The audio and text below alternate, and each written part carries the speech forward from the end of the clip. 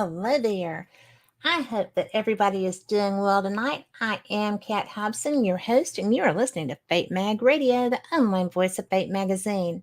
I am really fortunate tonight because A, it's a great day, and B, I have someone that I really enjoy um, and admire. His work is fantastic, and that is my friend Michael Kopf. He is the host of The Energy That Surrounds Us. He also is just on everything, involved in everything. He is part of Jim Mallard's Duck Pond, and he's really taken those lessons to heart. He's a brilliant researcher, he's a great investigator. And Michael Kopf, thank you for being here. Well, thank you for having me. Well, it has been a crazy day. My energy has just been everywhere. And Carl and I were talking before the show that there was a mass shooting here in Birmingham, and last night or this morning, I think it was last night. And so everything has just been nuts. And it could not have been far from me because I live in the city limits. Hey, Lori Dorsey. But so my energy is just a little wonk. And as I was getting ready, technology, as you know, does respond to energy a lot of times. And Oh, yeah.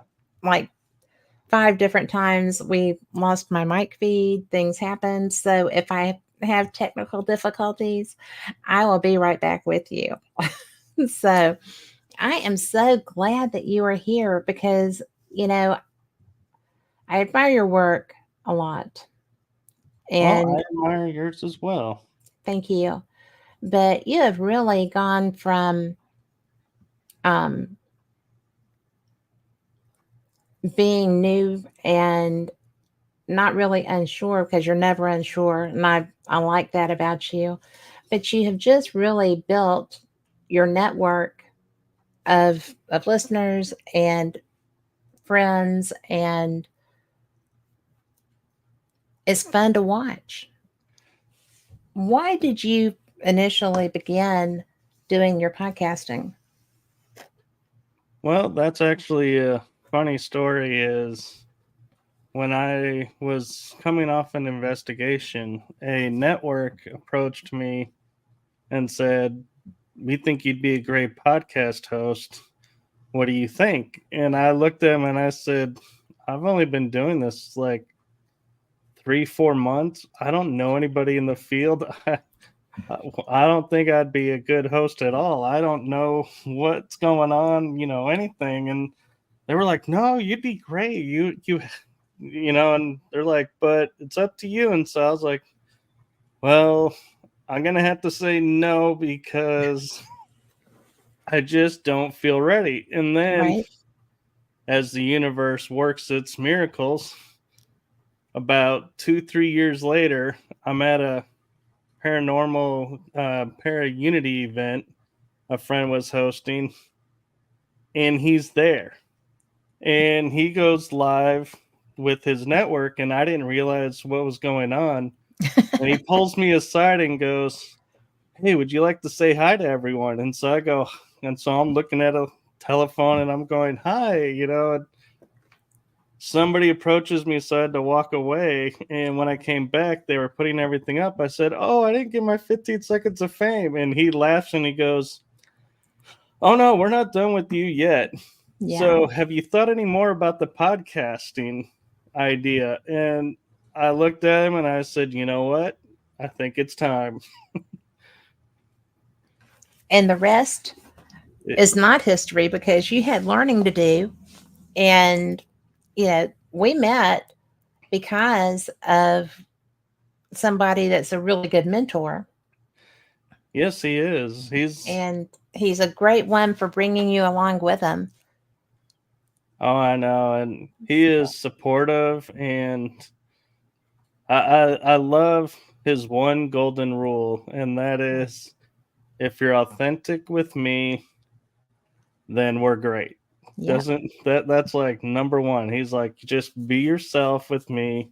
That's it." And that was one of the best lessons I could ever learn, because It's helped me to meet people and be like, wow, even though I'm standing in front of somebody who may be like a huge television star, I don't sit Yeah. be like, "Oh my god, this or this." He helped me to just approach him like anybody else, and when we're off on our own, then I'm all like, "Oh my god, I can't I've watched you on this, and I can't believe this," and then I'm like, "Okay, I'm pulling it back in." Yeah. Well, it is sometimes a little overwhelming because when you're at an event with someone like that, it's especially when other people are fangirling or around you and you're trying to have a conversation, right? Sometimes and still, because I do a lot of UFO events with a lot of ancient alien guys and stuff like that, and I'm still kind of like, okay, this is still my friend. Okay, this isn't a star. They are a star, but you know you do have to keep your focus on where you want that relationship, because I feel like the minute that you start fangirling or fanboying or whatever, that relationship is tainted and you've lost the professionalism that they expect you to have around them, and you've lost the friendship vibe too, because Right, you just become a fan and not a friend.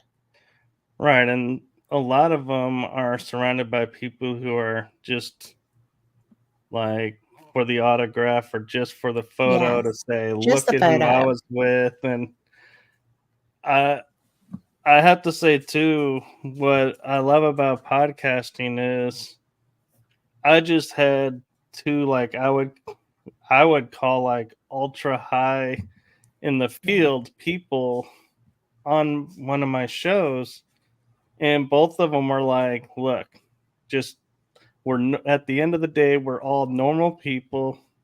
I'm no better than you are. We're all on the same level." Yeah.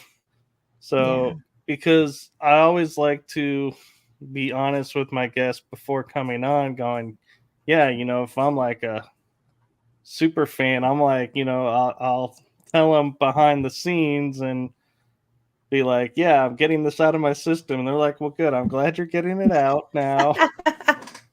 And Yeah. then at the end of the episodes, they're always like, that was such a great episode. But it's because we kept it at a common ground. And I think part of that too is, and traveling with my friend, our friend, Yeah.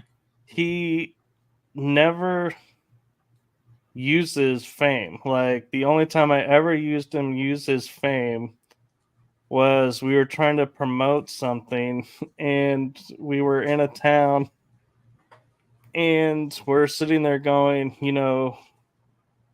we're in the newspaper office and there's only 2 people in there and we're like, oh, we'd like to learn the history of this or, some of this. And they're like, well, we don't really have that person here. Or Right. it was like we could see it going downhill. And we're like, well, who's your celebrity person to report on celebrities? They're like, any of us can do that. We're like, well, here, watch this video. And we put a video of his up and we like walked out of that building and we were like, wow, because they were like, oh, it's really cool that you did that and everything, but yeah, we're not gonna do a story. And it was Still like, can't help really? you. It's like we could have opened so many doors, and it's like it was nice to learn to go.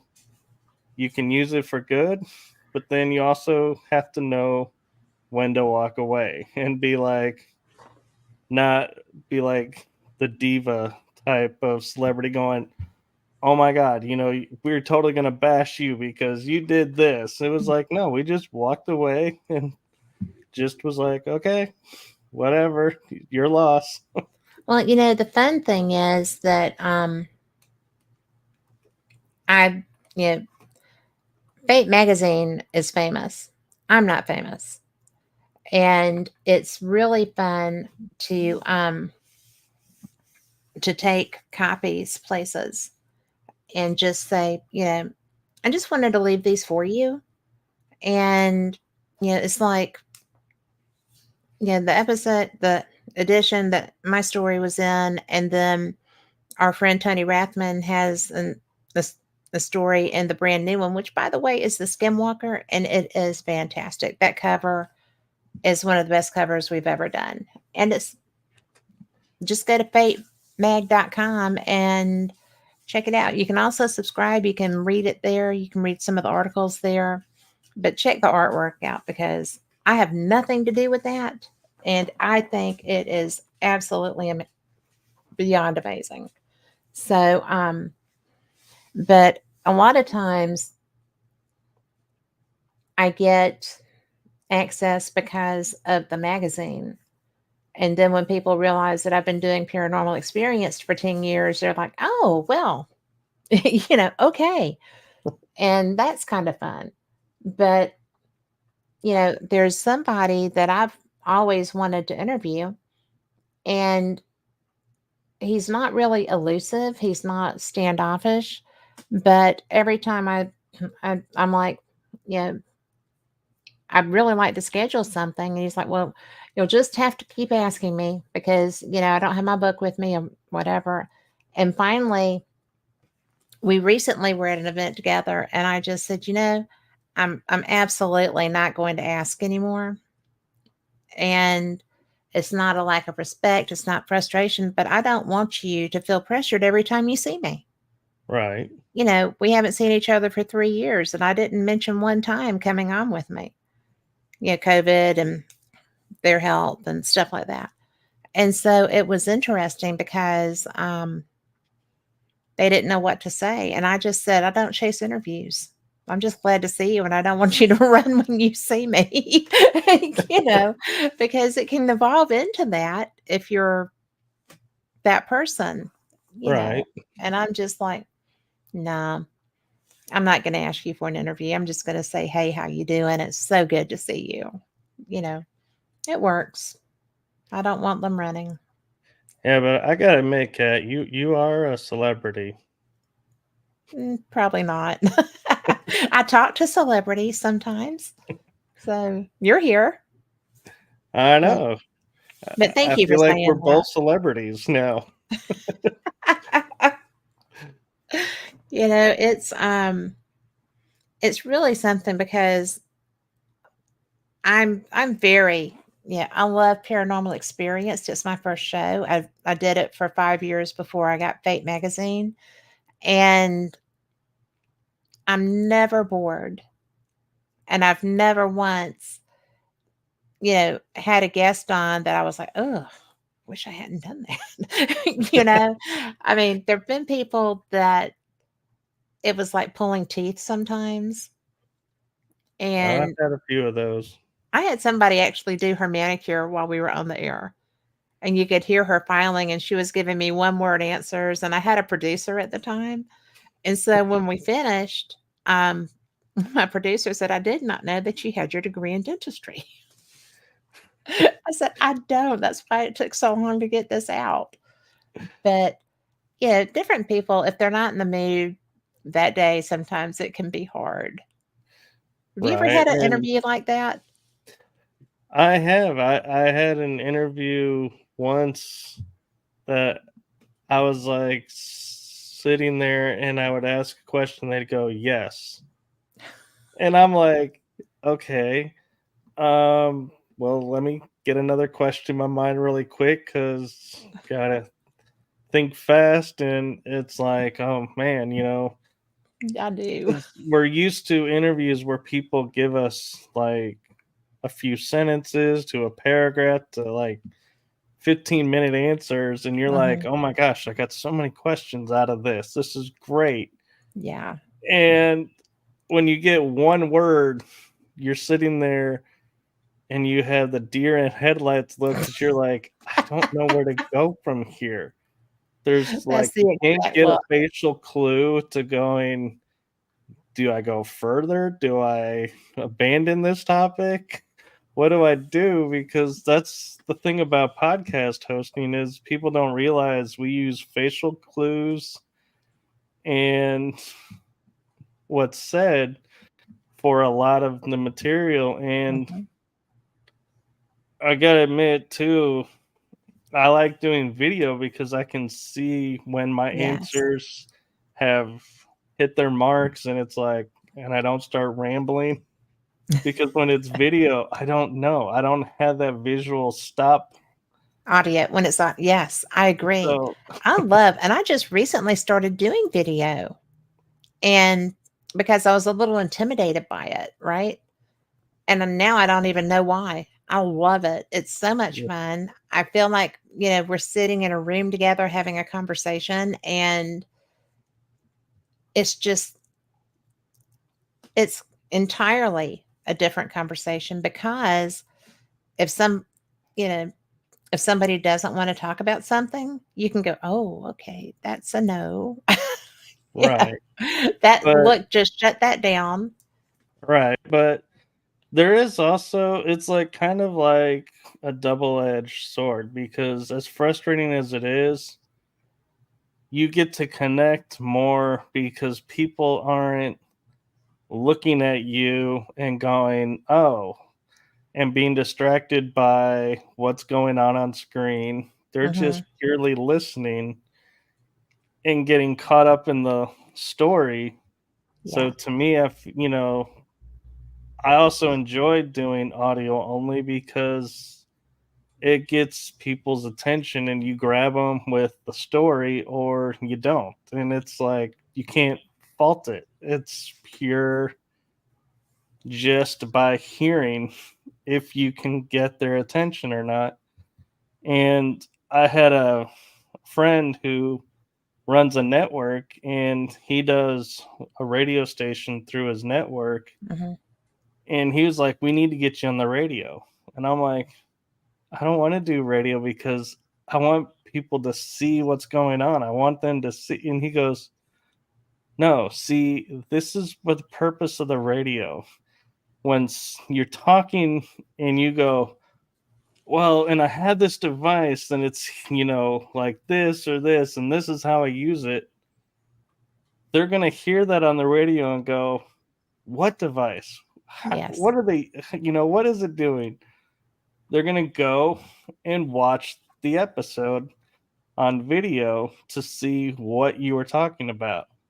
And I was like, I'd never thought about that to use audio to get attention to build your numbers on video. Well, Oh, it's logical. yeah. And I like just audio too because I feel like I have friends that Tom McNicholas is a nut. He said I was always told he had a face for radio. He is not just a face for radio.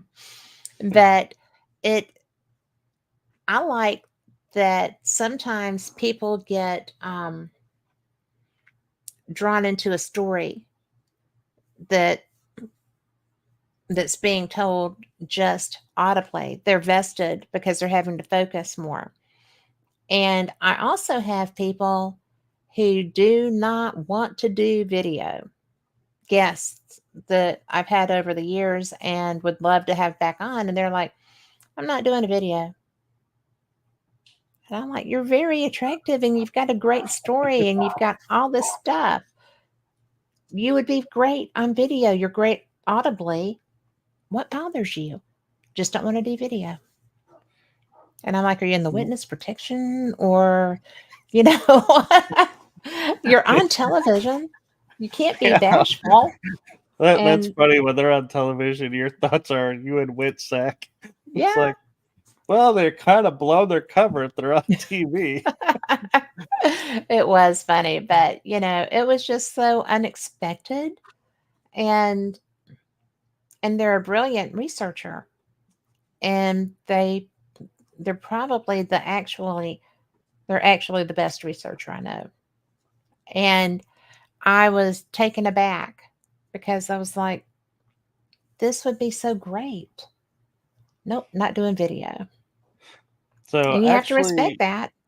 yeah, and one way I got around that, Cat, is because I had a guest recently on my series who was like, I don't feel comfortable doing video. And I said, that's fine. You know, we can, it's audio and, you know, it is filmed, but, I'll figure out how to do just audio if Hmm. that's what you want to do.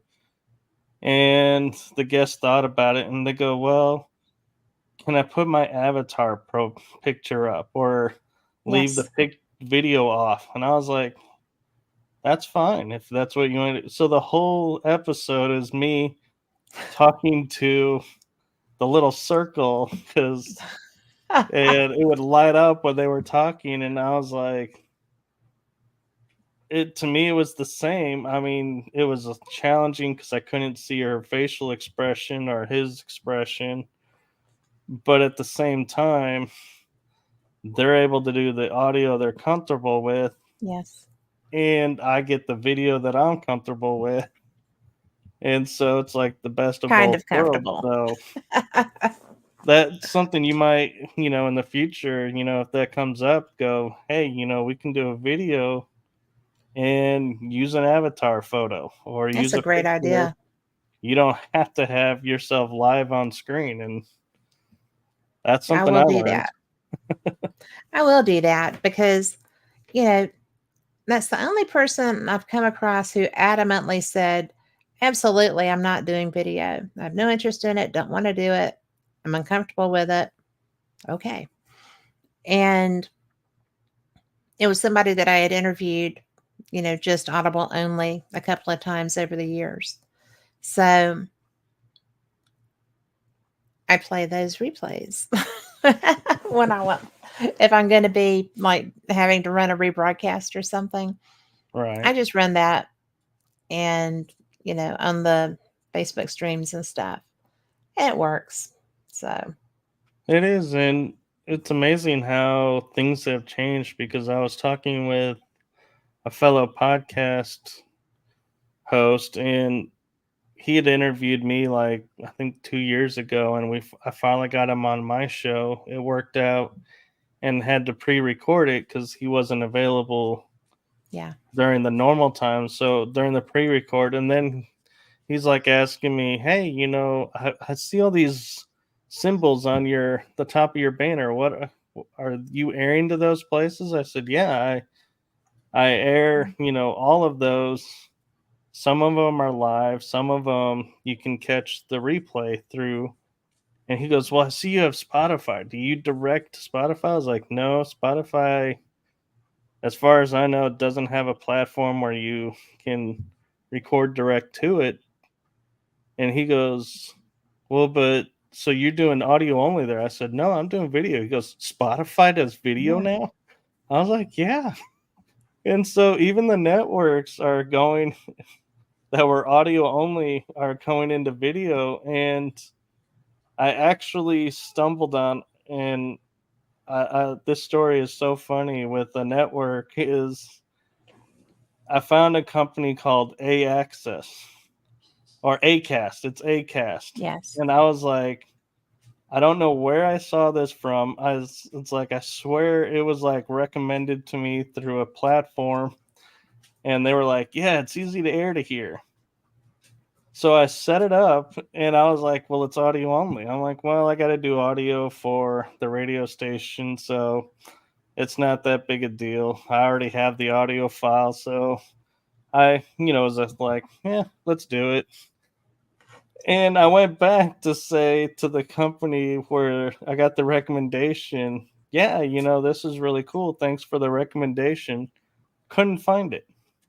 Couldn't find anywhere anybody saying anything about this. And I was like, Wow. I think the universe put me on Acast for something, so I'm gonna roll with it until Don't question they it. change the rules. And it's like, nope. That's funny. Don't you love that when the universe does stuff like that? Oh, I I mean, know. you're sitting there and it's like, well, I've got this and I've got that. And, and then recently, because, all the internet problems that I've recently had, right? So, I was just like, what am I going to do? This is crazy. And somebody that I really admire a lot said, this happens to me all the time. Just do it again. I was just Yeah. like, when I get in trouble, because I am to have been such a rule breaker back in the day, I'm so not a rule breaker now. And I try to just, yeah, I do right, I do good. I try to never do anything unkind. I never do it intentionally, right? But I was just like, oh my goodness, I can't do, that might be shady. It's like, do you want to get your show out or do you not? And I was like, maybe a little shady, but not Yeah. being harmful. So I did that. And now here I am talking to you and huzzah. But I want to talk about your paranormal investigative side. Are you up for that?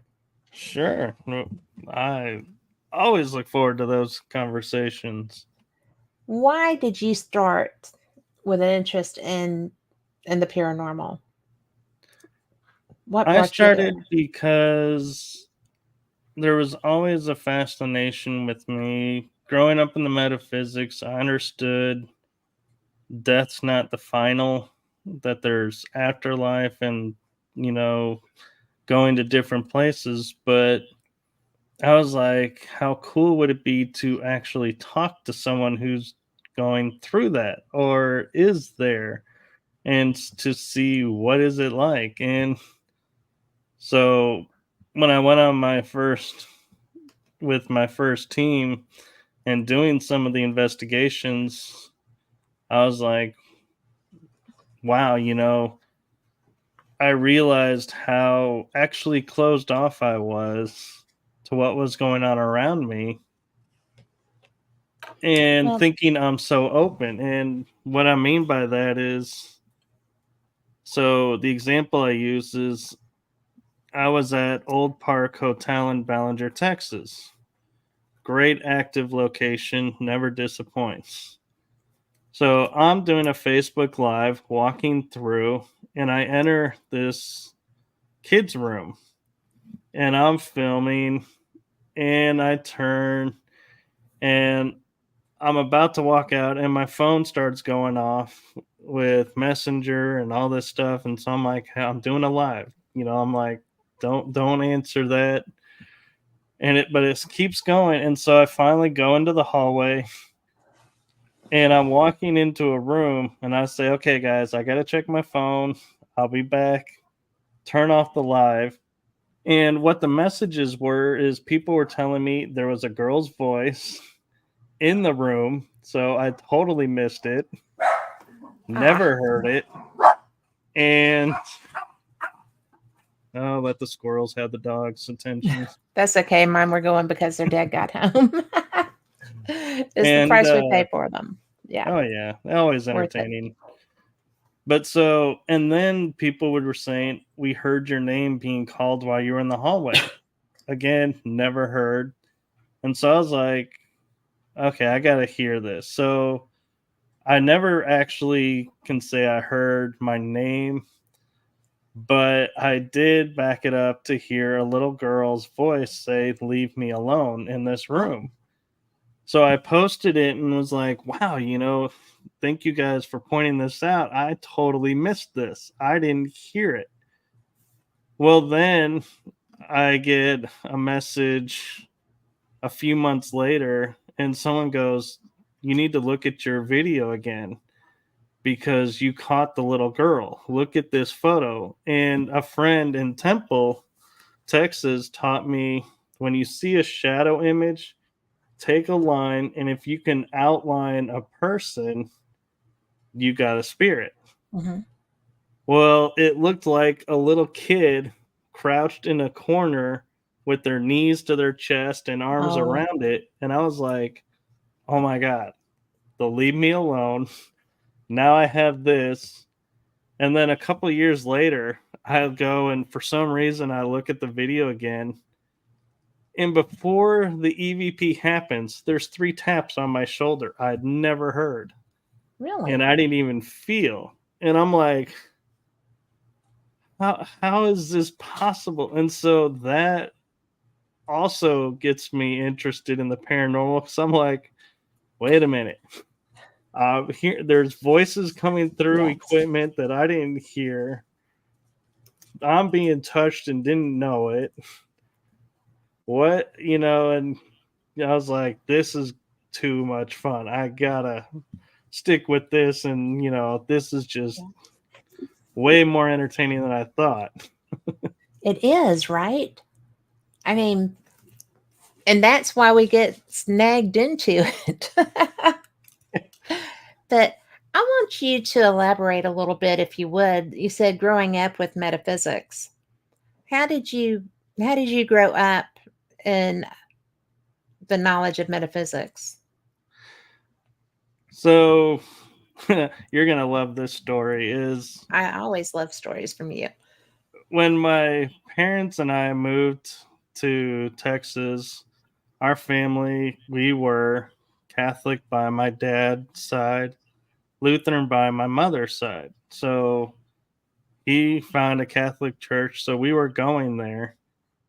And I would be sitting with my parents, and the second the priest or whoever delivers the sermon in the Catholic Church, it's been so long I don't remember the correct title, but when he would get up and before he'd say his first word, my head would drop and my eyes would be closed.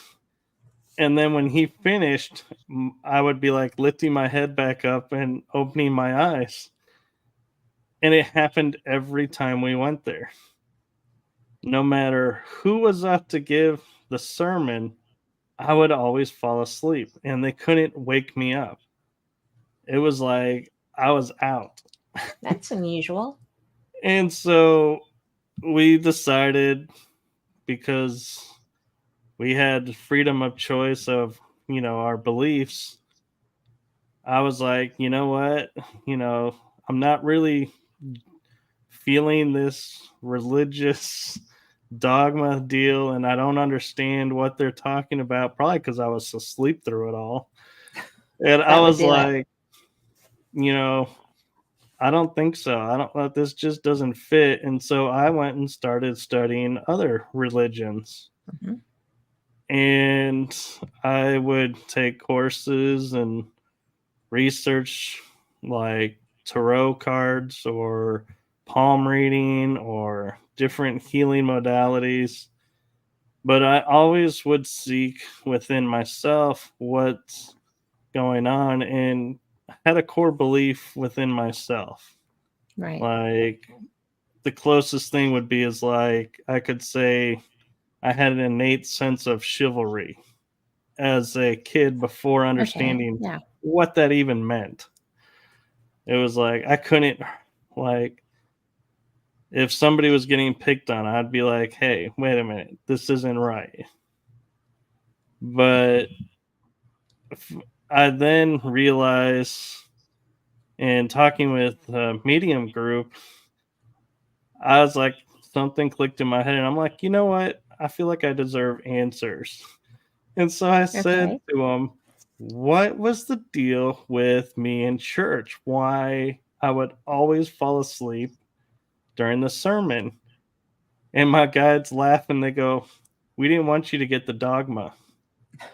So I had no dogma to let go of in learning to advance in spirituality and self growth. And so I feel like it was easier for me, but at the same time, though, I wouldn't say it gives me a leg up on people because I still make mistakes. I'm not perfect. Well, everybody makes mistakes. That's just But part of us. yeah, and the one thing about metaphysics that I gravitated towards and stuck with is one of the main focuses when you make a choice in life, you make a choice in that moment. That moment passes, that choice may no longer be good. So instead of dwelling on the fact you made a bad choice, you simply make another choice. And so whenever the choice no longer fits, you just make another choice. There is no Well, bad choice. it's And the I was natural like, progression, right? right. And so I was like, man, there's like some freedom that comes from that understanding and going, so if I can't really make a mistake, Yes. what holding me back? And when I say not make a mistake, I'm meaning like, if I crash a car, well, am I going to choose never to drive again, or am I going to choose to get behind the wheel again? And That's a good sometimes analogy. it may take a couple of days or a week, but I'm like, hey, I want to drive. I feel the urge to drive. So I got behind Yeah. the wheel again. But it also afforded me to understand nothing can be undone. So there is nothing True. you could do that can be undone.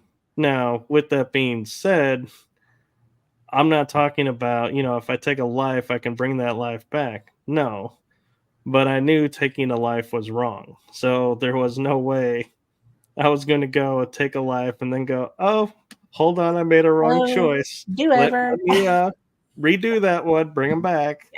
It was like, no, I knew before going into it, this is a choice that can't be undone. So it ain't worth doing. Yeah.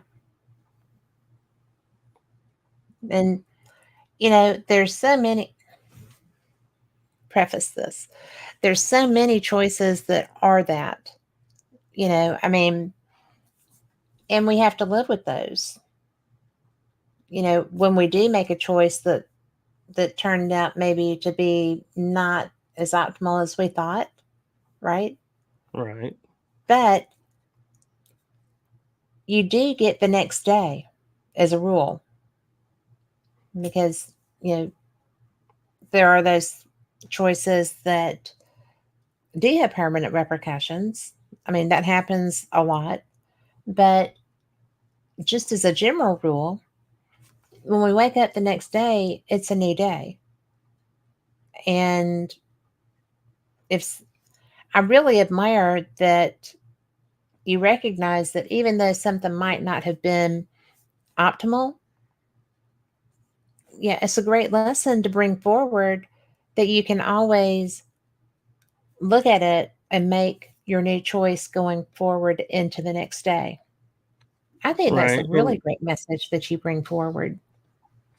And you actually hit a key word too that comes up in metaphysics is lessons. And every choice we make is a lesson. So I was taught at an early age the universe has certain lessons that you've we call it contracted to learn. The soul contract. And so if when those arrive, if you don't if you make the choice that doesn't forward you the learning that you agreed to learn, it'll come up again and And again and again and again again. until you get it right.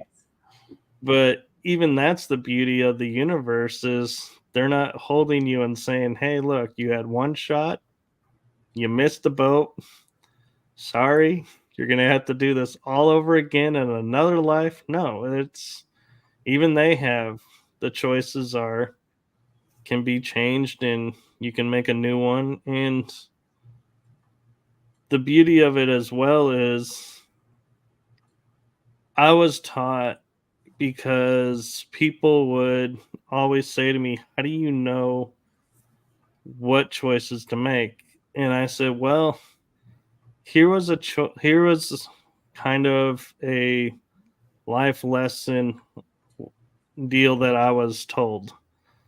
So you walking down the street and a ball rolls into the street and there's a car coming and a kid comes and he gets hit by the car. And you're like, I could have stopped it. And she goes, okay, let's look at that.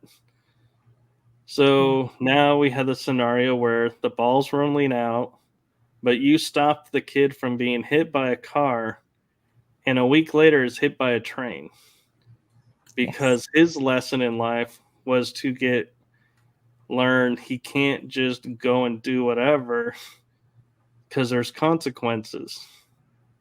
So which was the better choice, being hit by the car or the train? And I'm like, well, never getting hit by a train is a good thing. So it would have That's, been the car. So she was like, yeah. So you have to look and feel within yourself and going, when you make a choice, you got to look at also how that choice affects someone else, and are you interfering with them? that's a big deal.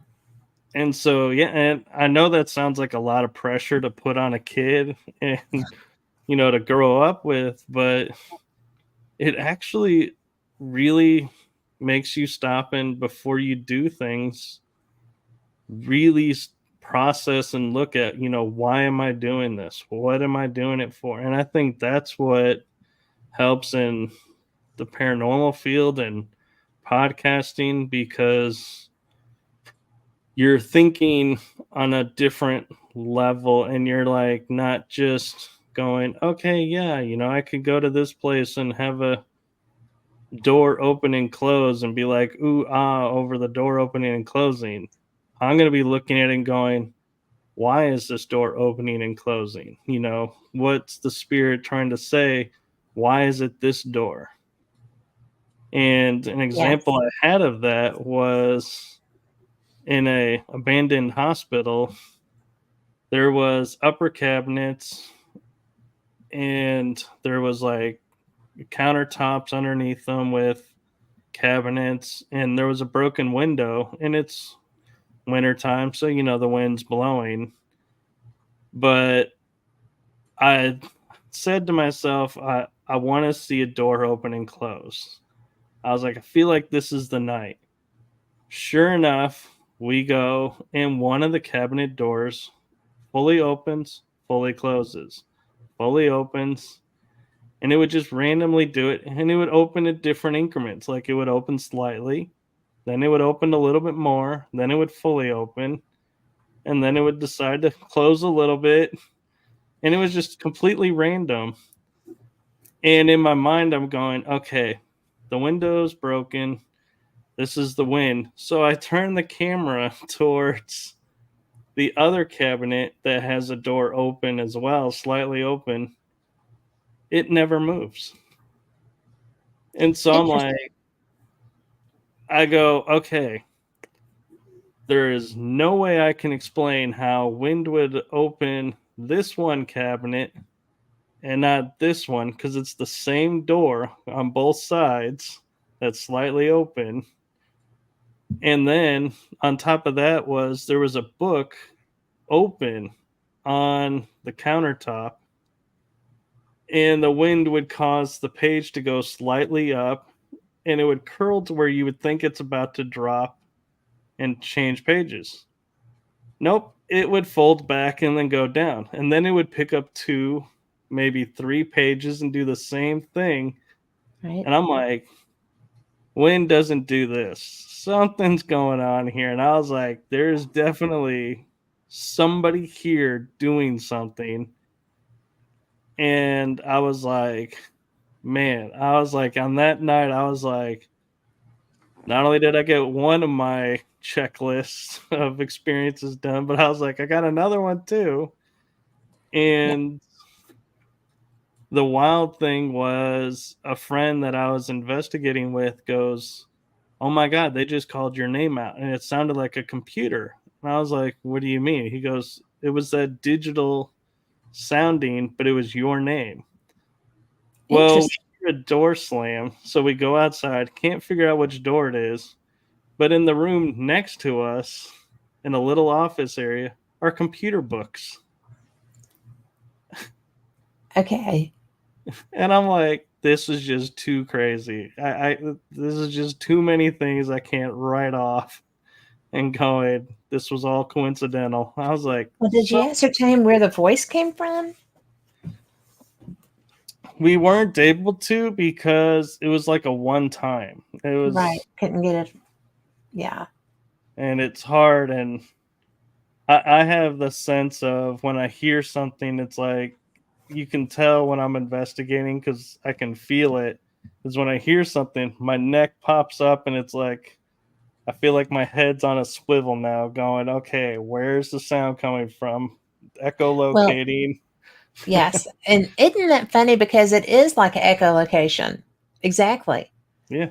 You know, because especially if you're in a controlled environment, like there's no outside, like the structure of sound, and you've got movement happening around you, but you're like, but there's no way there should be movement. So I go into hypersensitivity mode with my hearing at that point because I'm trying so hard to find it. Yeah, and I love when people go and they start talking, and you're like, I'll be like this, and I'll be like picked up, and I'm like, shh, stop Yes. talking, because I'm like, I'm I'm trying trying to to listen hear. here. Yes, I do that. We have a question in chat, and this is from Tom McNicholas, who always brings really, really good questions, by the way. But he says, do you think we bring our own energy on investigations that can make things happen? And I know my opinion. What's yours? So my opinion is yes, but it should be no.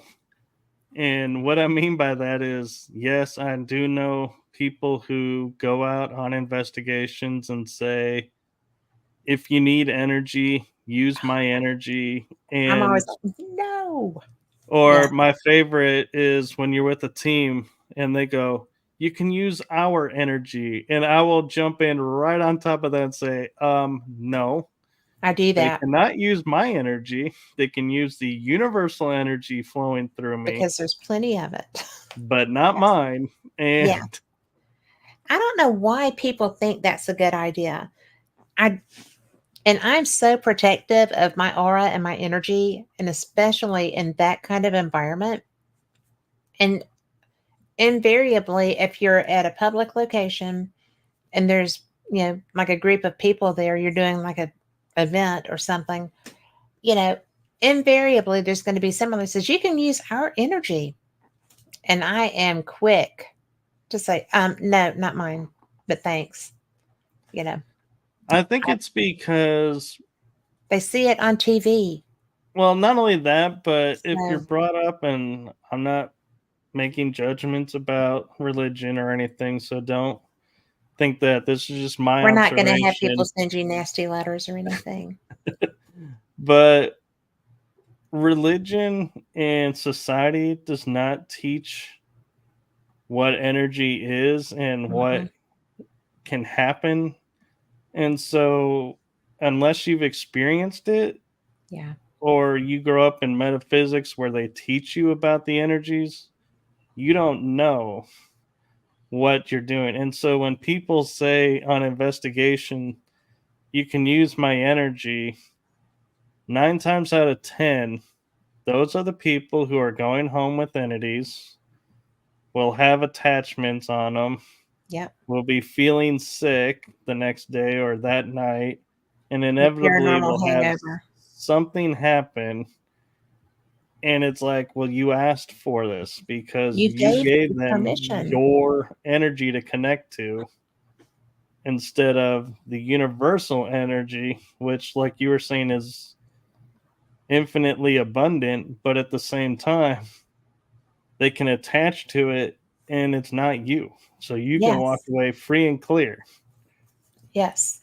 I was in a situation where there was a spirit there. It was a known spirit to the location owner. And um, that statement was made. And I was like, nope, nope. And so one of the other guests there was someone I knew and who knew me too.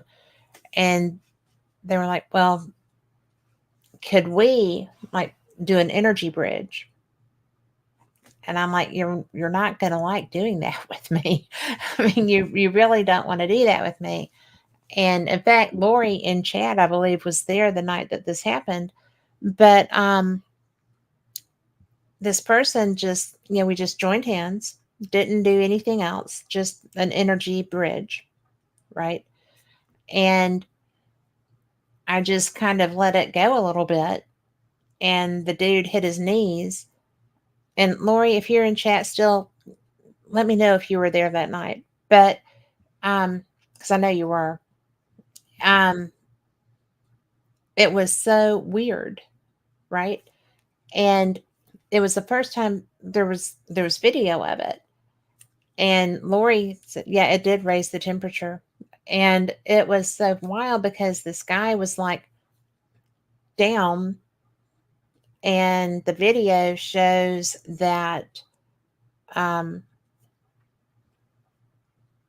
it was really bizarre.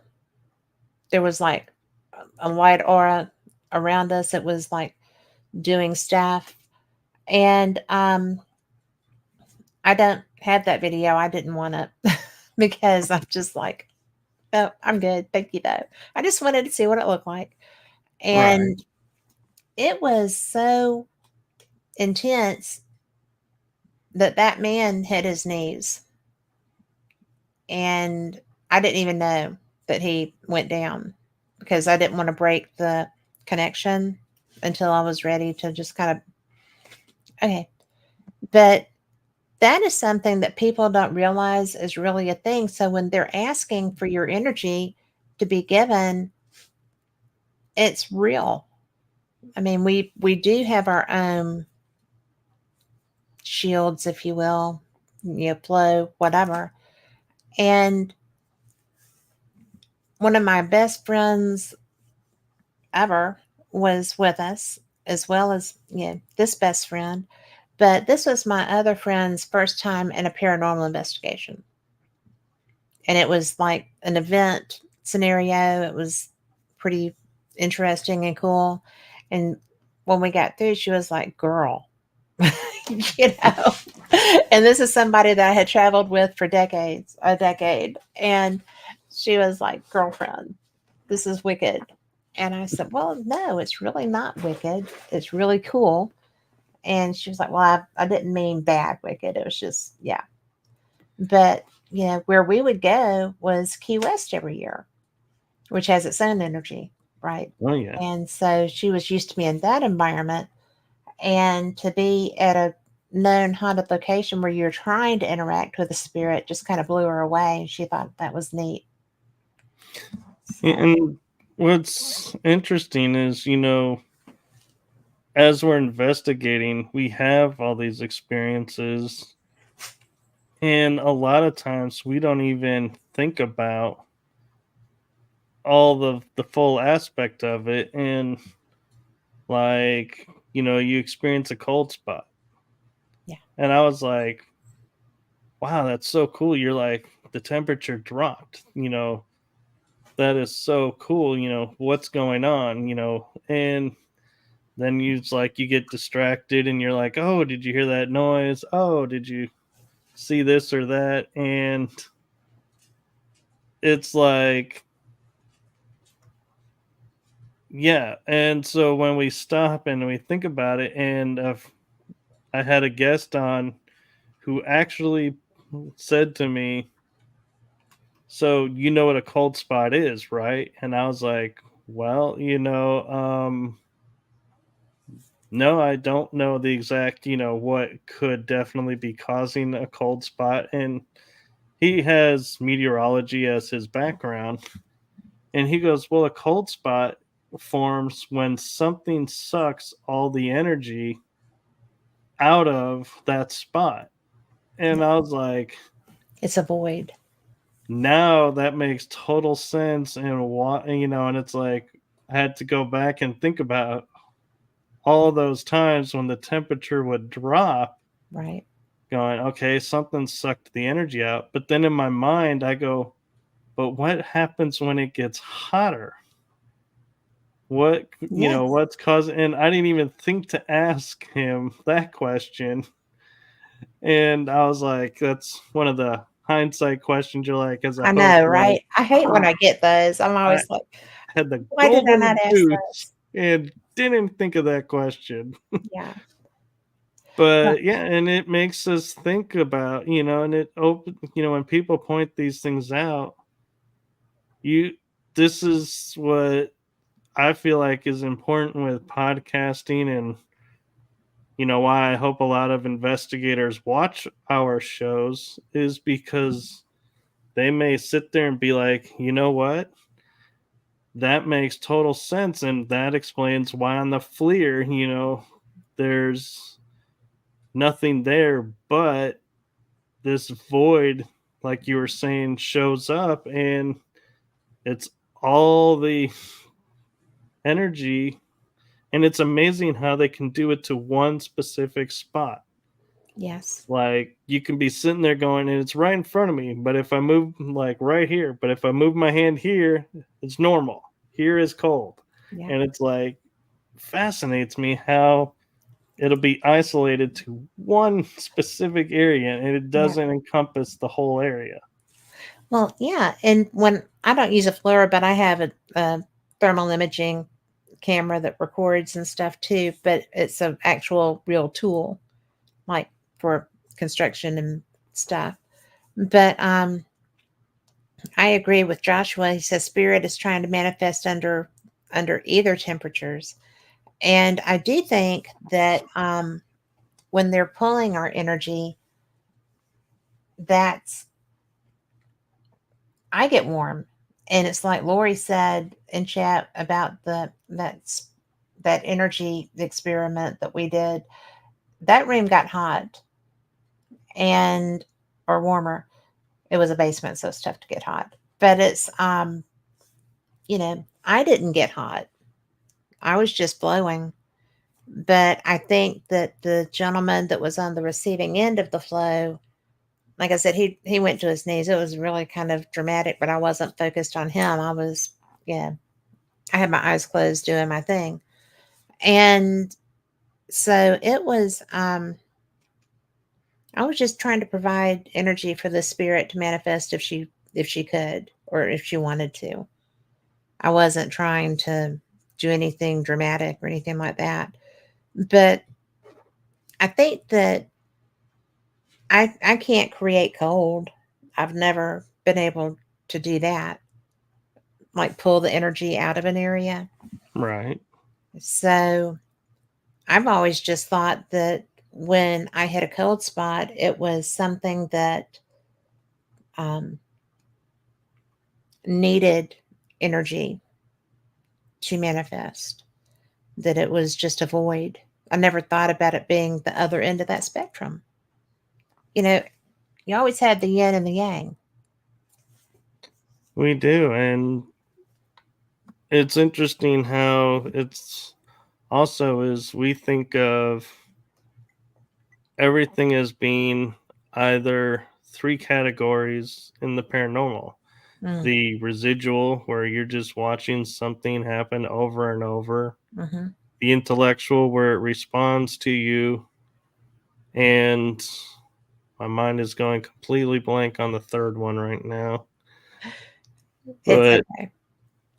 Well, but because go ahead. I've learned that we are limiting ourselves by thinking on those terms. hmm And somebody sorry, actually said to me once and said, you think you're looking at someone going through their normal day, or you're looking at a ghost because you're seeing them doing something in front of you. But what if you were in a veil Yes. to a parallel timeline or parallel universe, and you're seeing real time over there? They Yes. don't know what's going on, so they're not going to react to you. So you won't sit there and think, oh, this is intellectual, but it's not residual either. And I was like, I have never thought about that, going, yeah, we automatically assume it's a ghost, that's attached to land or the building, and never give thoughts to all the other possibilities. And I'm like, yeah. And so I actually thanked that person, and I was like, now when I'm at locations, I really think before I say if I'm feeling something, what's going on, because I'm like in my mind going, okay, is this here? Is this there? Yeah. Is this alien? Is this ghost? Is this a spirit? Is this, a fae? Is this, a different creature? What are you? Let me figure that out before I know how to address you, because you're not going to go to a fae and say, "Oh, how did you die?" Yeah. Yeah. Because they'll be looking at you like, "What makes you think I died? Yes. I didn't die." And so your questioning is not going to get you anywhere. And so that's why I wonder, when we have so many places where certain people will get certain things, but a lot of nothing, and they're like, well, there's nothing really here. Well, probably because you're addressing the wrong thing. Exactly. And it's like, wow, so I feel like the paranormal universe is needing to open itself up. And one of the things that I found interesting was, I'd always thought paranormal meant something to do with the spirit world, Right. and learned the actual definition of paranormal is anything unexplained or out of the ordinary. I was like, wait a minute. There are so many topics that I've always had interest in that are Yes. totally paranormal by this definition. And so I was like, I'm going to use my show and I'm going to go there, and I'm Yes. going to try and figure out, other people who've already figured this out. And it's like, God, I feel like I'm finally catching up to the curve. Yes. You know, and that is a curve, because if you don't know what you're looking for, you're not going to know when you find it. And so, just, I think it took me a long time to make that connection that you were just discussing. You know, what is the paranormal? Well, it's not, woo, scary stuff. And, it's just anything that is outside of the realm of normal. And there's so many. I mean, ufology is out of the realm of normal. Cryptids are out of the realm of normal. It's not just spirits. You No. mentioned the Fae. There's so much. I just, I spent 3 weeks investigating in Scotland this year. There's so many things that we don't take into account, or that we don't process, you know, in the way that people who live in an ancient culture do. Yeah, there's a lot more acceptance of the Fae, the Kelpies, the I mean, for God's sakes, their national animal is a unicorn, I right? know. And let me just tell you that when I realized that, I was I was like, why is there a unicorn in every little village square that we go to? That, well, that's our national animal. Well, alrighty then. So it was Laura said I did that to her in Scotland. Yeah, I did. But you know, it's just like going to it's not a well, but it's a stream, where a stream begins, and there's cloth tied to, you know, limbs there because people believe in the healing of this. And if you take your need to that well or, you know, well spring, then you can get assistance. You know, I mean, and this is so deeply held, and it's very much like our Native American culture that is not the mainstream type, right? Where, you know, cowboys and Indians and all this stuff. No, this is real spiritual work, real spiritual people. And to me, that's so interesting. It's a whole different side of energy work and such. Well, and what I find interesting is like when American investigators go overseas, they take their American ways, put them there, and say, this is what's going on and what's Unless not you're going on. investigating with the people from there, wherever there And, is. Yeah. right. But when I look at them and I look at all their stuff, I'm like, well, but you guys only investigated a fraction of what was going on there. Yes. And they're like, well, what do you mean? I was like, well, you didn't look into this or that or any of this. And they're like, well, that's not this. I'm like, How no, do you see, know if you don't try? when Americans or Europeans or anywhere investigators go to another country or another region, they need to have a base understanding of their culture. Yes. Because, like, if I was to go to Scotland or Ireland, I have a base knowledge of they're very into the Fae. Mm-hmm. What is the Fae? And I'm not saying, memorize all the claims. But you do need a working No. knowledge. Right. So if like you see a little nymph like type spirit go flying by, Yes. you're not going to go, oh, look, there was an orb. That wasn't an orb. That was Yes. a being. Yeah. But if you don't have an understanding of those, you won't know what you're seeing. You won't know what you're dealing with. And so a lot of what's actually happening, experiencing there, will be totally missed. And Yes. I know, and a lot of people who have heard me talk go, well, you need to be a blank slate going on an investigation. But that doesn't mean don't know the culture. You got to know You've got to culture respect. before. You've got to respect them. I mean, the national animal thing. I just never even thought about a national animal until I saw unicorns everywhere.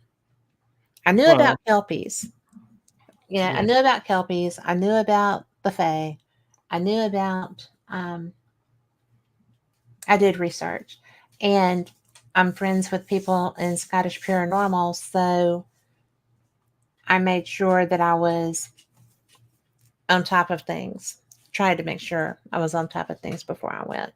right. Like there So are certain places you don't step yeah, because that's where those creatures live. hmm yeah, And and it's you don't like, kick over toadstools. I mean, there's so many little things. Joshua right, says, or don't go. Have the respect to research before travel. Exactly.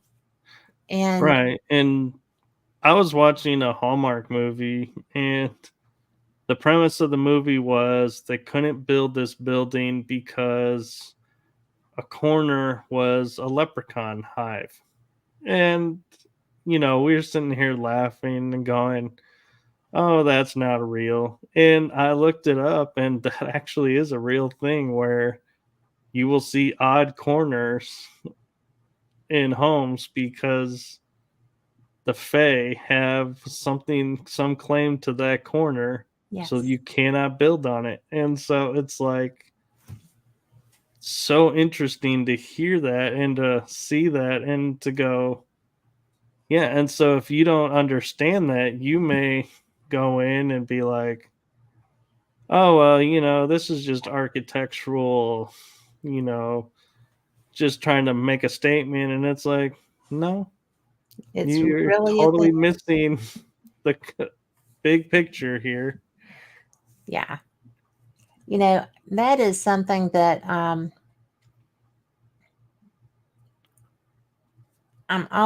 going to Ireland next year.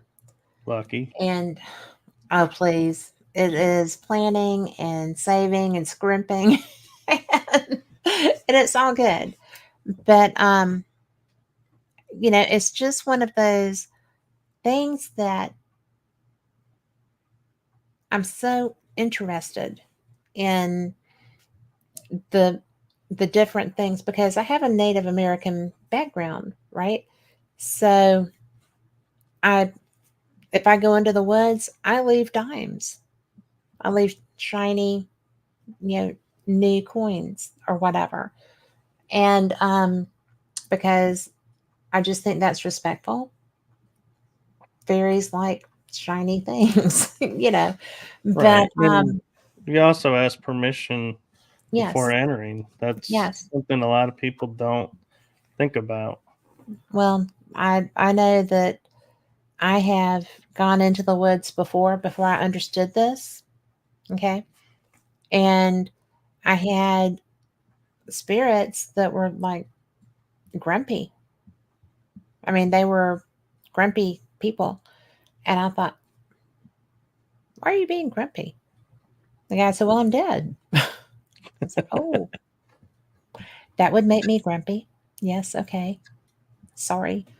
But, I used to, when I very first started doing paranormal investigating, I kind of was like the bull in a china shop thing. I was just so excited to be at a location. When I do privates, residentials, I'm I'm very much even then I was very much different, But when I went to a haunted location and I only had so much time there or whatever, I was just like, oh, I've got to get this and I've got to get that and I'm going to do this. And it took me being called names and getting my feelings hurt a couple of times before I was like, why are they mad at me? Well, and you can ask Lori in chat, for me to get called the B word has in the past not been unusual. And I would get like so offended because I'm like, I'm being nice. I'm Southern. I'm really sweet. I'm just, how can you Southern. hear this accent and be mean to me? But it was so funny because I would just be, like I said, like a bull in a china shop. I was so anxious to get all the equipment out and so anxious to get something to answer. Show me, right? Right. And I lost the understanding that you're not they're not there to show you. You're there to learn them and to be. It didn't take me long because I got my feelings hurt a couple of times, but when I learned it in my heart, and I don't do that. The whole when I was on that Lori knows the name of the show anyway, but it was so different because when I learned that, I got very much different. Like you said, you respect that environment.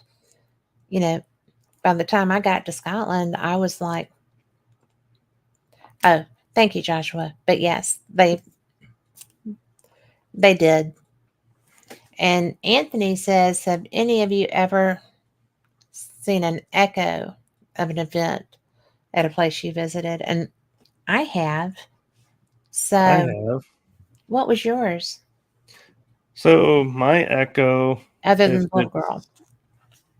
it's how I'm picturing it, was actually described to me as a time slip where I Yeah. actually went to this location, and I was in Vicksburg on the battlefield, Okay.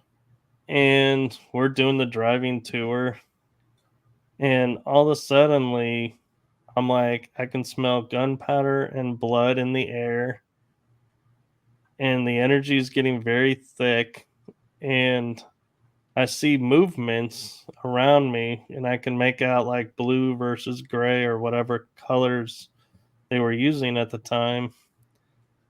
And it's like I could hear what's going on. And so I was like, okay. And I would sit there and say to my parents who were in the car, going, oh, this is where a Union regiment came up and they clashed here with a few soldiers, and there were cannon actually over there, but they're not there now, so I don't know why. But Yeah. and I would be like describing being in the battle, and then we hit a certain spot, and I'd snap out of it, and my mom would go, "Man, the way you are describing this, I would have loved that in history class. That would have made me Yeah. pay so much attention." And a guest that was on my show, Dr. Heather Lee Mm. Landon, said to me, if all five of your senses are engaged in that Yeah. experience, you're in that experience. And I was like, that's an interesting way to look at it. And I was like, that explains too how I was able to witness all of this, because I was thinking past life memory, Mm-hmm. but I've never had a past life memory where I'm like, yeah, all five senses were engaged to this moment. And so it's only happened to me at Vicksburg and Yorktown, which Okay. I find interesting. Well, I had one the very first time I went to Gettysburg, and I I had flown into Reagan and was driving from there to Gettysburg, and it was a lot shorter drive than I anticipated. I wasn't shielded.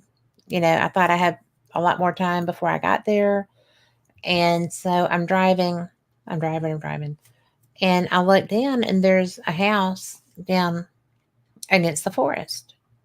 And there's a whole lot of people walking around. I thought they were doing like a reenactment of some type. And it blew me away because I'm like, oh, well, we have Fort Morgan down, down in South Alabama where I go a lot. And they recreate World War II stuff. But this was the first time I'd ever seen like Civil War reenactment. And nobody was doing anything acting looking, right? Right. And I got through and looked back and there wasn't anybody there. And I thought, oh,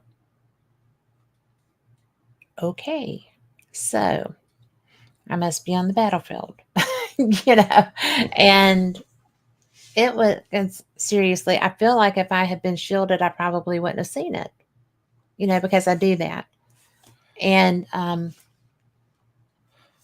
it's just I feel like they were just getting ready to do their thing. And And I feel like that happens at Gettysburg more than most, because historically the armies met completely by accident. They didn't even know where each other was and clashed yeah, in this town. And it was 3 days of fighting where they yeah. were taking territory, releasing territory back and forth. And going through the city, I mean, the cities in that area were completely involved. I mean, it wasn't just I mean, the whole area was a battlefield. Right. They talk about like Kopf's Hill and the hills on the side, Round Yeah. Top, Little Round Top, Cemetery Ridge, but it actually, like you're saying, is, they went and were doing hand-to-hand fighting in the town. Yeah. And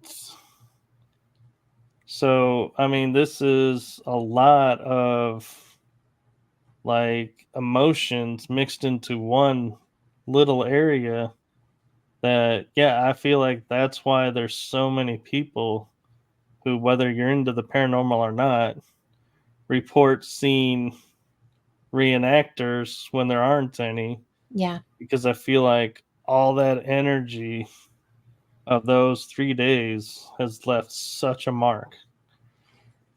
The first time that I actively went into an investigation there, I was with a local group, and it was that same first trip. And so, we went to Sachs Bridge, and I'm just sitting there. There's several people there. Oh, thank you, Lord, portal to hell.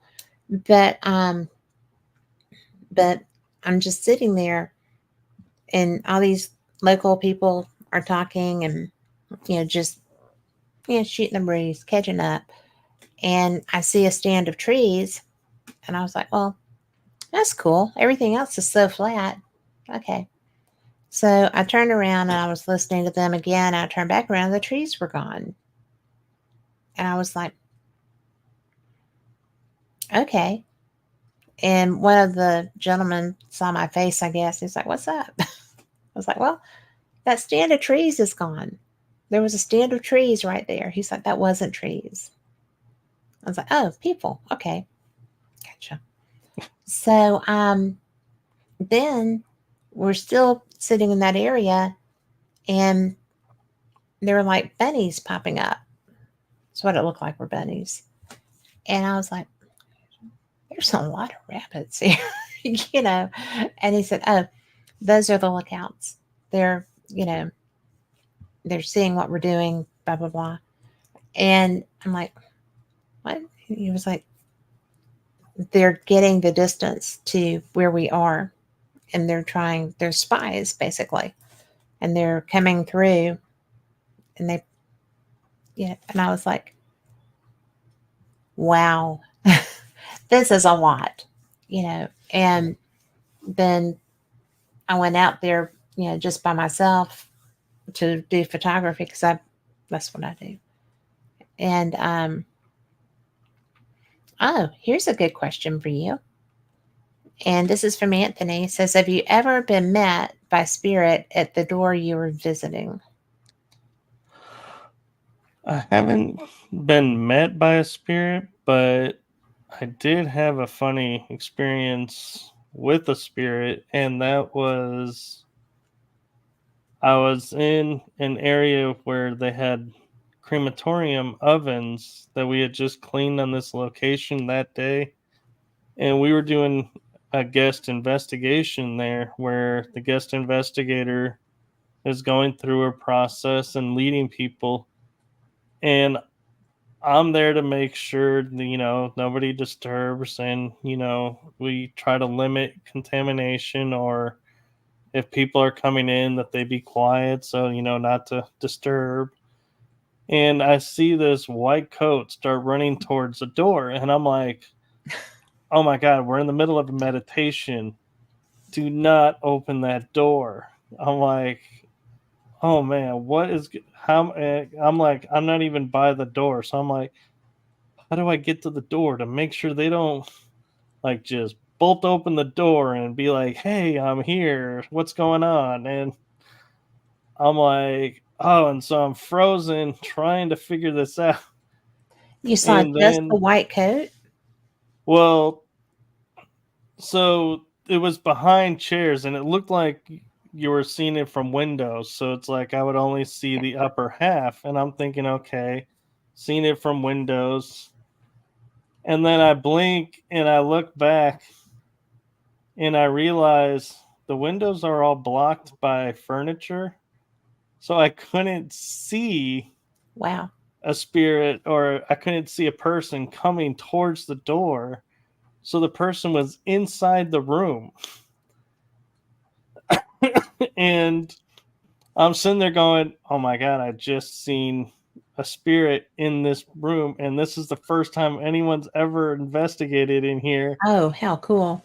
And I'm like, I'm holding my tongue, and I'm like, oh my God. And so she finishes like a minute later her thing and says, now, what, do any of you feel? And I go, well, we just had a white lab coat looking person go running by, but I realized they weren't outside. They were inside the room behind this row of chairs. And she goes, why didn't you say anything? I said, I didn't want to interrupt you doing your thing. She goes, next time, interrupt me, please. Oh, But that's fun. yeah, and so that was one of the first times that I had actually physically, I would say, seen a spirit. Like they were looking like they were rushing to the door, and I was like, oh man, it was so real to me that I was like, oh my God, what am I going to do? What am I going to do? And not even thinking this person's already in the room. Yeah, that would be different. I mean, because it's like, what are they thinking? Why are they running from us?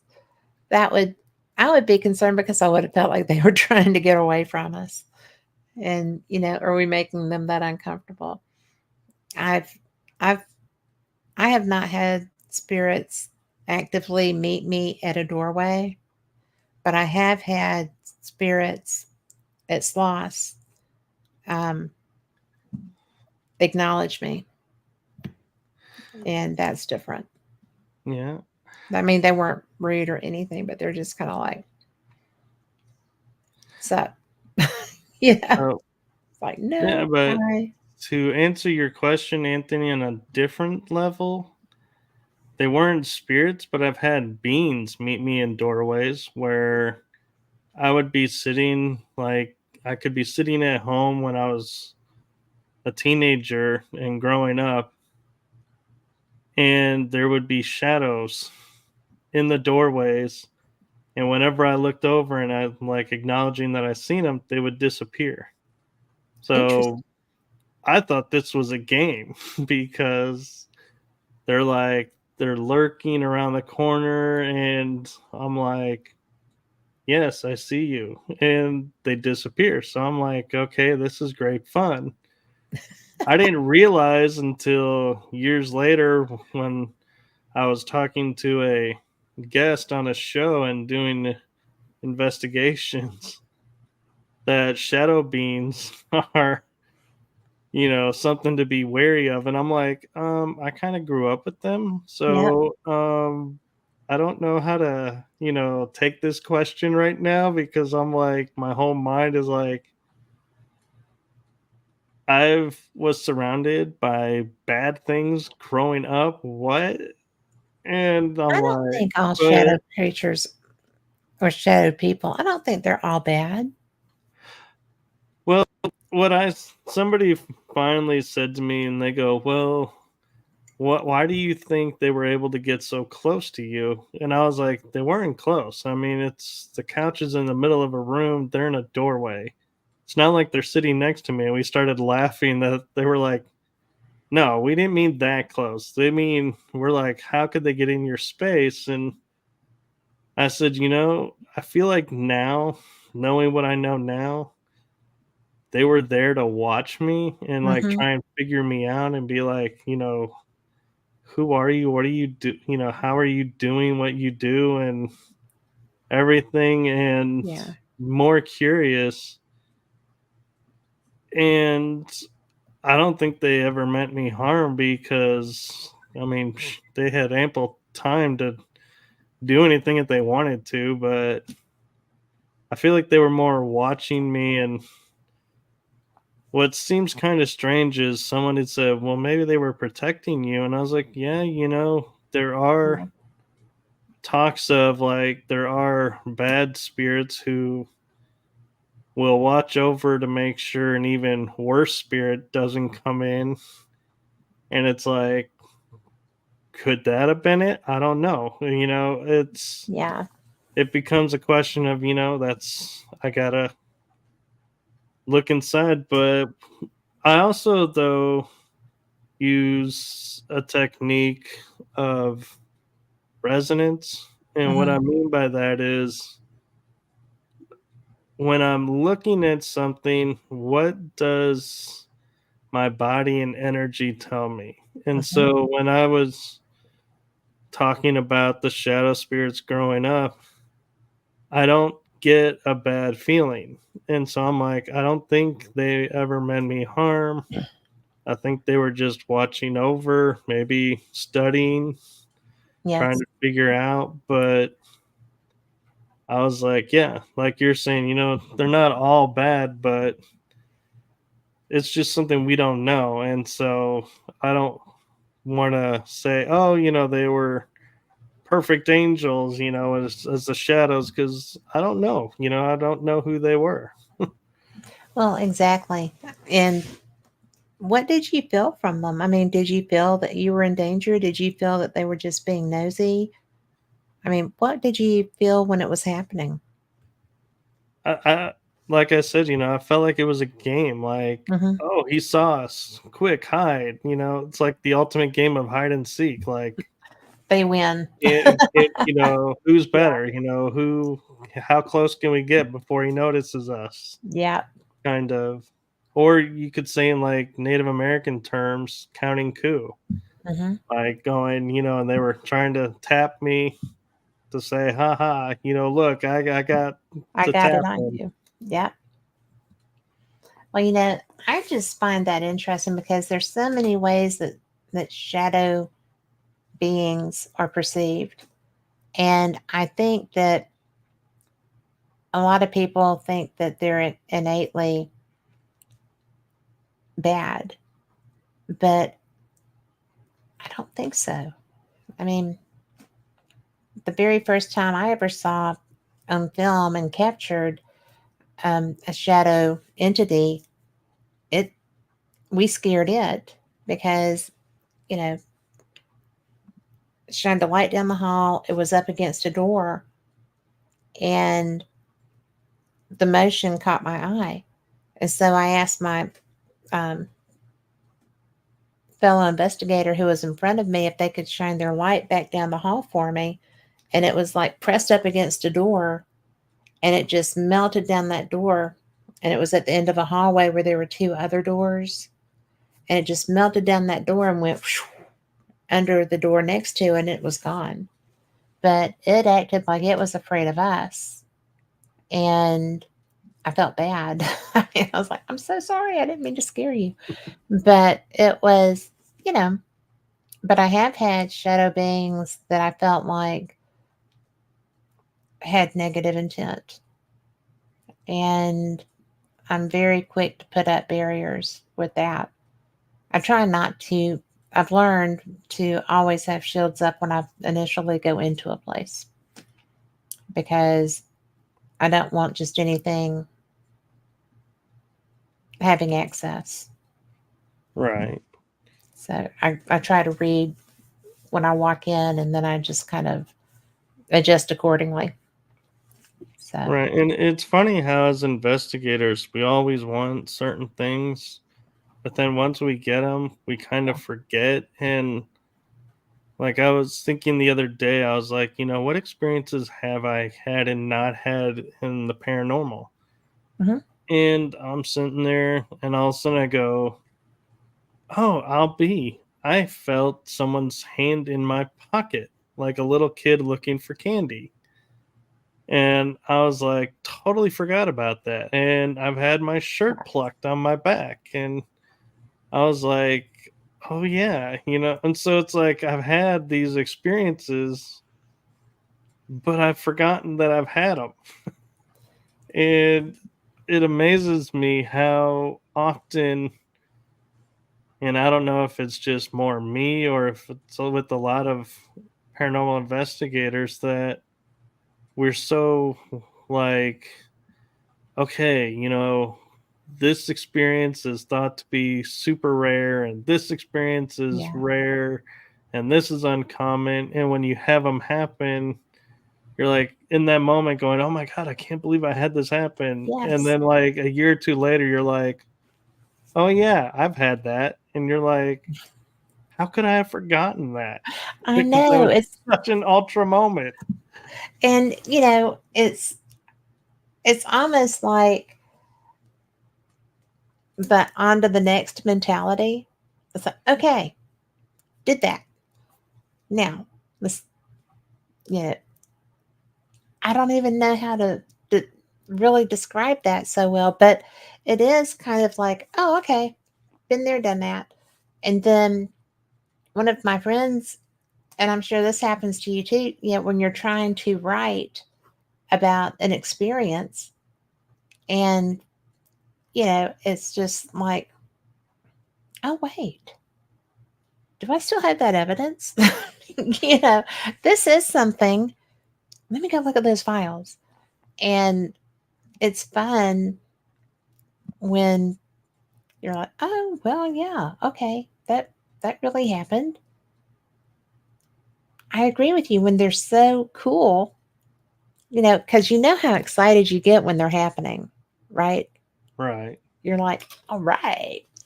And then I'm with you. It's like, how can you even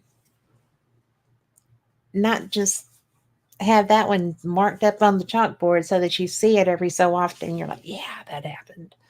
I know, and Uh, it amazes me too when I was thinking back at, like, doing close to 40 interviews. Those hardly ever make it into the interview. When they talk about your paranormal experience, it's like, how is that not yeah. coming up? It's like, really, Yes. that seems like it should be in the forefront, not, One of the first things you bring up. oh, Yeah. And this is a another question from Anthony. And have you ever, I guess this has ever seen a vortex or a spirit gateway? so that's an interesting one because the answer is yes. Yeah. And I actually did a video about it, and it was caught on film. Is I was at Lavaca County Jail in Texas, and I am before. Well, let me preface with I can sense portals and everything around that are natural, so I know to kind of step to the side and avoid them. And I'm walking, and I'm in these cells, and the next thing I know, I'm standing there, and I slowly start to lay my head against the bars of this open doorway between two cells, and I'm not moving. And I feel my shoulder now resting against this frame, and I'm there, and my eyes are closed. I know my eyes are closed, and I'm like, I can't hear anything going on around me. I don't, it's like all I know is I'm just feeling like it's sleep time or just Whoa. time to check out. And next thing I know, I get from the footage, I see the team leader taps me on the shoulder, and I literally fell to the ground and hit my head on the floor. And mind you, these are steel Wow. prison cells. And all of a sudden, I snapped to, and I'm like, "What's going on? Why am I down here? What's going on?" And I was like completely out of it. And they were like, "We need to get you outside. We lost you for a bit of time." And I was like, "What do you Oh, mean you wow. lost me?" And I was like, they were like, "We were calling you. We were trying to get your attention, and you were non-responsive." And I was like, I never heard anyone call my name. Oh my gosh, Michael. And so I told a friend about this in Colorado, and he goes, "You were in a portal." And I said, "What do you mean I was in a portal? I can sense portals. I always can tell when, there's a portal in nature." And he goes, "Well, those are natural. This was probably man made Yeah. that somebody did. and left open and you got stuck in it. And there is a way you can protect yourself from that. And I said, oh, so what is it? So he introduced us to quince seeds, which I wear around my neck all the time. And it's a little, if you can see, little seed in a resin. Or here, I can take it off. Let me put my specs on and check that out. Okay, yeah. It's called a quince seed, and their nuns in Italy put them in a resin, and they're blessed, and it's supposed to keep everything out of your field for 3 feet from you out. And so I'm like, okay, so now I feel a little bit more comfortable walking around locations because I've, have the belief that this will keep anything from getting, attached to me or getting stuck in any more portals.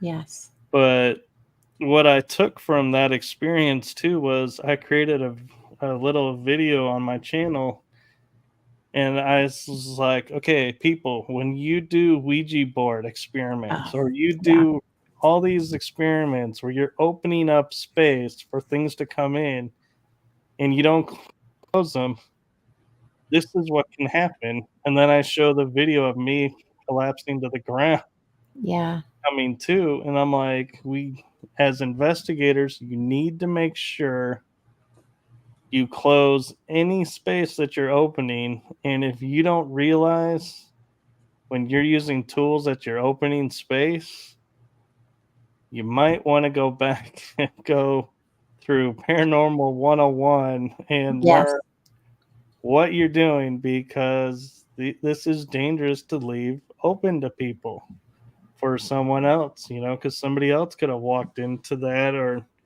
God forbid, could have been a lot worse. Yes. And that's one of the things I don't use Ouija boards. I just don't, just because. They don't scare me. I don't think that they're horrible, but I do think intent is everything. And I've had to work too many cases where people have been using them and had negative repercussions in their home from where they left it open and things were moving in and out. Right. But you have to, like you said, you have to educate yourself. You have to know what to do with that. And we had a case, and this was weird. Have you ever had a client that had weird EMF personally, them? No, I can't say that I've known a person to have EMF, but I don't know. I've often wondered what would happen if I ran EMF on myself, though. Be interesting, right? I had a client that the every time that she would walk into the home, the EMF in the home would jump to 700. And every time she would walk out, it would drop to normal. And I was actually using the TAPS app that night, just, And so a friend of mine is who actually developed that app for TAPS. And I called him, and he was at an event where Jason was. And I was like, come on, Rick, what is happening here? Because I'm at a residential and this is what I'm getting. And he was like, I got nothing. I built that app. I got no idea why this is happening. And I said, well, would you ask Jason if he's ever known this to happen? Because he's got a lot more years under his belt than I do. And Jason said no, but I would definitely probably let that go and make sure that you're shielding yourself. But definitely, this is not something that I've ever seen happen. So it might be time to go home. But it was one of the weirdest things I've ever seen in my life. But this was somebody who disrespected nature. She would sit on her porch and pot shop foxes and have them taxidermied, and her house was full of taxidermied foxes and things like that. And it was just like, it was just definitely a different thing. And she was She introduced herself as a graveyard stomping, Ouija board using, weird, this is just what I do. And I'm like, oh, well, okay. That kind of explains a lot. It did. It did. And it was so weird because I was feeling the EMF. I didn't have that app open. I didn't have a device, in use. And I whipped it out. I was like, what the heck?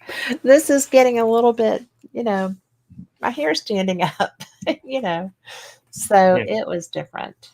And yeah, I don't like the taxidermy either. I think it's just kind of not my color Kool-Aid. And I have live animals in my house, so I don't want anything that's not. I do have the ashes of my old, my past animals, but yeah, but that's different. that is different. It's um it's a respect thing, I believe. To me it is. It is, And and she wasn't shooting for food or anything. She was shooting just to have them in her house. I thought that was a little unusual and it upset me. So yeah, that it upset is my weird. sensibilities. Yeah, but what's interesting is about like how I was saying I can sense portals Mhm. is I went to a jail in another city that's now a museum, and they were like, "Oh, the one of the gentlemen volunteers, he had a smile on his face, and he goes, 'Oh, so you think you can tell where there's a portal?'" And I was like, "Yeah, I can usually feel the energy and feel where it's going on and what type of, what's going on with it and everything." He goes, "All right, well, follow me." And I'm like, "Okay, what's going on?" And so he Oh, goes, "Enter that room." So I walk in, he goes, "Do you feel anything?" I was like, "No." He goes, "Well, what if I told you there's a portal in there?" And I go, "Well, there is one." He goes, "Where?" And so I walk into the back corner, and I start putting my hand like this and going up and down the wall in this corner, and I stop right at this level, and I go, "Right here." And he his eyes get a little big and he smiles and he goes, "You're absolutely right." wow. And I was like, and it was so cool to have that validation in that moment of, yeah, I can sense portals and I can, feel where they're at and interact with it without triggering it. What does it feel like to you? So, one way to describe it is if you've ever had like a geode of amethyst where you broke it open and you stick your hand in and it feels like way cooler, or your hand starts tingling in there. That's what a portal feels like to me. Is it's like the energy just goes off, and it's a difference of, it's not a colder, necessarily cold temperature. It's like you feel like something is reaching out to you. Mhm. And Okay. so you're like, okay, I can feel this pulling me in. And yes, the temperature is different, but it's not a cold spot. It's more like an electric cold spot where you're feeling there's like many energies going at one point. Interesting. Hi, Linda. Yes. Yeah, I mean, it's kind of hard to explain. That's like saying to someone, explain what it's like to stand in the middle of the ocean. I was like, I really can't. It's Right. you have to experience it. But yeah, I would say it's like you're feeling the heat, the cold, the electric, and the calm condensed into a ball in one spot, all moving around in like a perfect harmony. I guess would be the ultimate way to describe a portal, how it feels to me. That sounds really cool. Oh, they are. I don't think I've ever I don't think I've ever located one on my own. I know that I've walked through them and knew I was there. You know, that's kind of weird. I didn't, two different ones I didn't enjoy at all. They were kind of like, I don't think this is what I want, where I want to be. But I just I find it interesting because you're only like the third person I've ever talked to who can feel them, who knows they're there. And do you know how to close them? I do actually. And the reason is so we had an experience where we actually had a hex on us. Oh, And wow. so my parents happened to be at a lecture with the kind of, I guess you could say, the foremost expert in dowsing. And he was like in the area. So they were at his talk and he was talking with them. And somehow I wasn't there. So I don't know how the conversation went, but he came over to our house and he was standing there and he goes, well, so I can use the dowsing system to, help you guys out. Here's some questions. Let's see, what's going on. And he's doing his thing. And all of a sudden I look at him and he's got this look on his face and he's like, yeah, you guys got a hex and I can remove it. And we're like, okay, great. Remove it. And he kind of looks at me and he looks back and he does his thing. And I walked into the kitchen and he walks in behind me and he goes, you can feel this portal here, can't you? This vortex. And I said, yeah, there is an energy here. He goes, now why don't you close it? And I said, what do you mean? He goes, you know how. And I go, what? And I look at him and I go, how do you close it? He goes, well, how would you open it? And I go, well, I would do this. And I did a motion.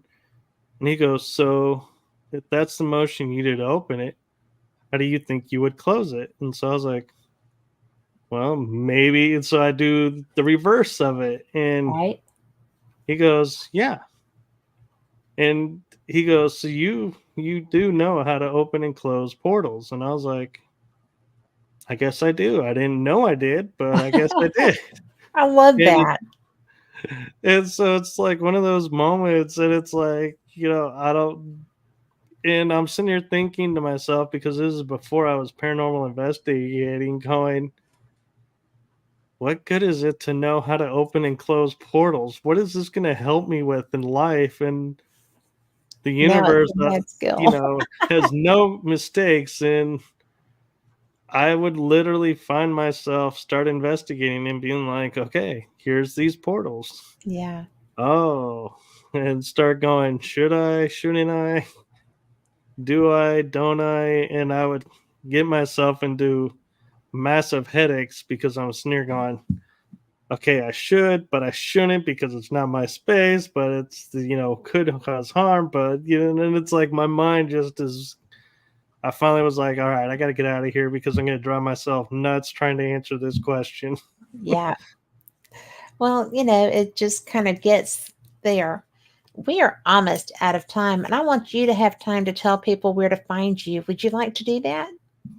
So I can be found. I recently fixed this after someone suggested to me on Facebook under Michael Kopf. So you can find me on my name. And you can find me on YouTube with Michael Kopf, or you can find my paranormal podcast shows, The Energy That Surrounds Us. You can find Yes. Writing Through the Unknown or Paranormal Verses on YouTube. I do have Rumble channels for my interviews and things that interest me, known as Michael Kopf's Adventures, or it might be Michael's Adventures. But you'll pretty much find me because you'll see my face on a video there. And I also have a Rumble channel for each of the shows. So if you like a certain show, you can watch it there. Let's see, I am on Instagram. Not as often. I use that more for promotional stuff. I'm on TikTok, and you can usually find me liking and sharing stuff and promoting stuff on there. And one thing I will say that I think kind of is the same for you, Kat, is people have asked me, why do I podcast? Am I in it for the Yeah. fame? And I quickly go, no, I'm Nope. not in it for the fame. And they go, what do you mean? I go, my purpose of my shows is for the guest to be promoted, to share themselves out. Yes. And if a magazine, so to speak, was to pick them up and do an article on them, I'm like, great. Would it be great if they mentioned me? Yeah. Do they have to? Yeah. No. Nope.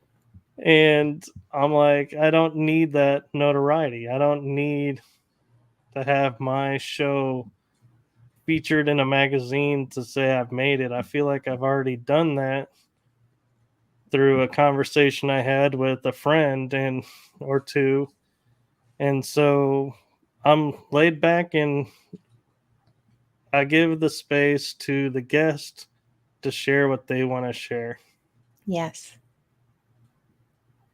That's Well, my goal of my shows. that's why we do this, right? Is to bring that information out. I like the conversation. You know, I like what you do, and I want people to know about you. Well, and I And like what you do too. And so that's why we have such a great fit. And yeah, we do. the funny thing is, I'm sure people are watching this and going, well, they've met, they obviously, are great friends and hang out. And I'm like, No, yeah, we've we know met each other. online, but Yeah, we haven't met in person yet. But yeah, we're great friends and we yeah. help each other out and support We each respect other. each other. A lot of respect there. There is. And Yeah. I do have to say, though, Kat, I was so thrilled when you asked me to be on tonight because I'm always on your Wednesday night show. And I had two on there. And when I was like, today I was like getting all geared up and I was like, oh, I got Kat's interview coming up. It's, probably going to be on Wednesday. I'm on her paranormal show. It's so much fun. And then I saw your announcement and I was like, oh, that's right. I'm on the Fate magazine episode for the first time. I've made it to the other show. Oh, come on. Well, usually because your expertise is paranormal and metaphysical and all the things that really feed into investigators. But this is such a great fit for Fate. You know, you and you should write articles and share some of these experiences, submit them to Fate. We're always looking for somebody like you that's got great experiences and wants to share them. I And will. for people listening too. I mean, if you have something, Yeah, fatemag.com submissions, go and check it out. I will, because I even have a section on my website where I have all the articles that Yeah. I've had published online Yeah. Grab it and printed up growl, there. dude. Grab it and growl. Go do that.